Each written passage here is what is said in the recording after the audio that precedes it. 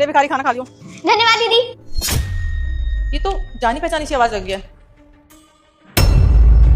Sophia बेटा इस हालत में?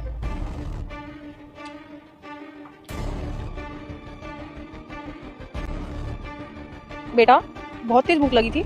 हाँ दीदी, कल से कुछ खाया नहीं है। पर तुमने कल से कुछ क्यों नहीं खाया? मतलब तुम्हारा घर नहीं है क्या? और इतनी ठंड में तुम यहाँ पे लेटी हो इस हालत में? दीदी ठंड तो लगती है, बस क्या करूँ, मजबूरी है। लेकिन बेटा ऐसी भी क्या मजबूरी? जब मम्मी पापा है तो तुम घर जाओ ना, उनके साथ रहो, वो तुम्हारा ध्यान रखेंगे। बेटा मैं संकट मोचन हनुमान हूँ, मैं तेरे सभी संकट दूर कर दूंगा। तू इस वीडियो को लाइक करके चैनल को सब्सक्राइब कर ले और कमेंट में जय श्री राम लिख। अरे नहीं दीदी, मम्मी पापा तो हैं, बहुत लंबी कहानी है, आप जानकर क्या ही करोगी। बेटा प्लीज मुझे बताओ, मुझे तुम्हें इस हालत में देखिए बिल्कुल अच्छा नहीं लग रहा। अभी तुम्हारी उम्र ही क्या है? इतनी छोटी सी जान हो तुम, और ऐसे रोड पे। दीदी आप इतना पूछ रही है तो बता ही देती हूँ। मेरे ना पापा भी थे और मम्मी भी थी, हम लोग बहुत खुश रहते थे। फिर मेरे पापा की डेथ हो गई। फिर ना मेरी मम्मी ने दूसरी शादी करी, और जो मेरे नए पापा थे ना, उन्हें मैं बिल्कुल अच्छी नहीं लगती थी, वो बहुत गंदे थे। मेरी मम्मी ना किसी काम से बाहर गई थी, तो उन्होंने ना दूसरी लड़की को घर पे बुला लिया था। मैंने बोला लेट्स हैव सम कॉफी। पापा ये कौन है? ये गर्लफ्रेंड है मेरी। गर्लफ्रेंड? आप मम्मा को धोखा दे रहे हो? मैं तुम्हारी मम्मी से कभी प्यार करता ही नहीं था, समझ में आई? उसके साथ तो मैं सिर्फ पैसे के लिए जुड़ा हूँ। प्यार तो मैं इससे करता हूँ। मैं मम्मा को सब सच बता दूंगी, फिर मम्मा ना आपको घर से बाहर निकाल देंगी। क्या बोला तूने? तेरी मम्मा इनको घर से बाहर निकालेंगी, तुझे तो घर से मैं बाहर निकालूंगी। इधर आ। रुको, छोड़ो मेरा हाथ, छोड़ो छोड़ो। तू बाहर निकल घर से।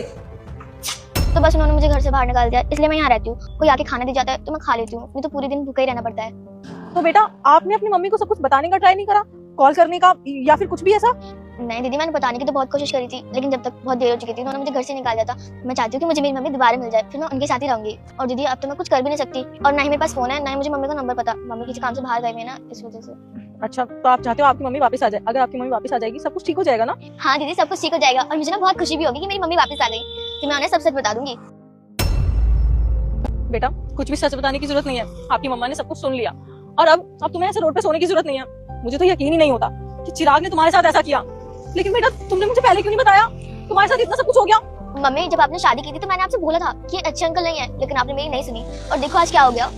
सॉरी बेटा, मैंने तुम्हारी बात नहीं सुनी, उसके लिए मुझे माफ कर देना। लेकिन पता नहीं मैंने उसकी बातों पे कैसे यकीन कर लिया। वो मुझे तो ऐसा दिखाता था कि वो तुमसे बहुत प्यार करता है, मुझसे बहुत प्यार करता है, और वो ऐसा कभी भी नहीं कर सकता। मैं तो कभी सोच ही नहीं सकती कि चिराग ऐसा कर सकता है जिससे मैं इतना प्यार करती हूँ। छोड़ो इसको, रखो। अब मम्मा आ गई है ना, अब सब कुछ ठीक हो जाएगा। उन गंदे पापा को घर से निकालो।